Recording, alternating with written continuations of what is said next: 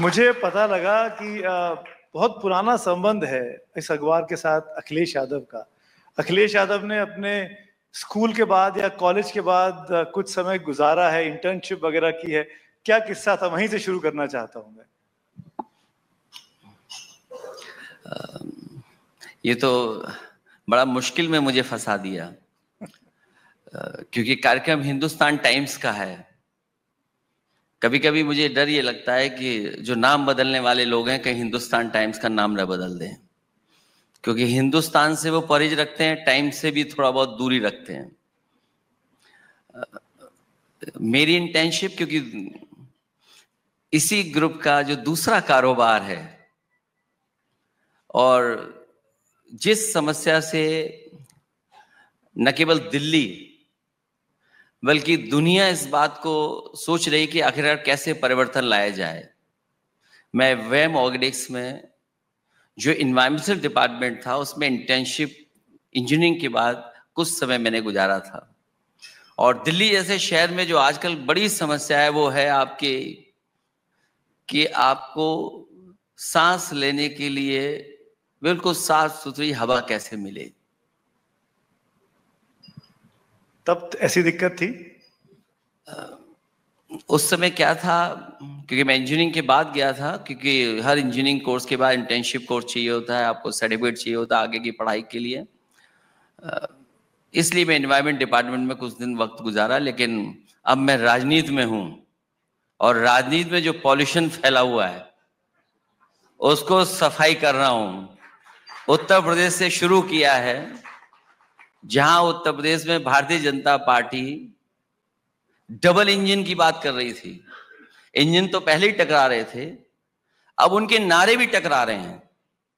उनके नारों को भी कोई स्वीकार नहीं करना चाहता है। जो नारा कभी अंग्रेजों ने दिया था, डिवाइड एंड रूल, वो हिंदी में बोल रहे हैं, बांटो या काटो। अब उन्हीं की पार्टी के लोग उससे किनारा कर रहे हैं। तो सोचिए, जिस प्रदेश से मैं आया हूं उसी ने प्रधानमंत्री बनाया है।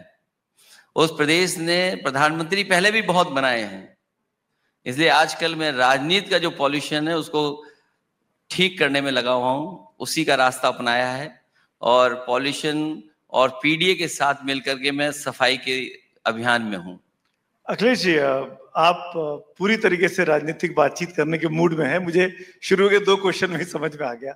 मैं सीधे चुनाव पे आ जाता हूं। बटेंगे तो कटेंगे नारे के साथ आपने कहा कि वो लोग आप देश को बांटना चाहते हैं, समाज को बांटना चाहते हैं, पर उनका ये कहना है हरियाणा में हम जीते तो इस नारे की वजह से जीते।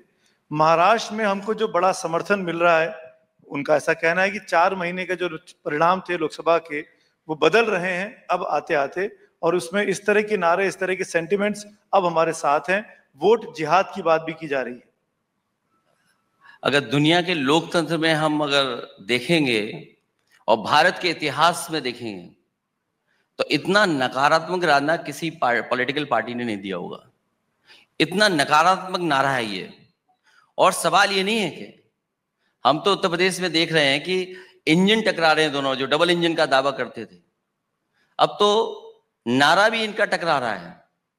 जो लोग इस नारे के पक्ष में हैं वो तो जरूर कह रहे हैं, लेकिन बड़ी संख्या में उन्हीं के दल में लोग हैं जो इस नारे से किनारा कर रहे हैं। जो इनके सहयोगी दल हैं वही डिवाइड हो गए हैं इस नारे से।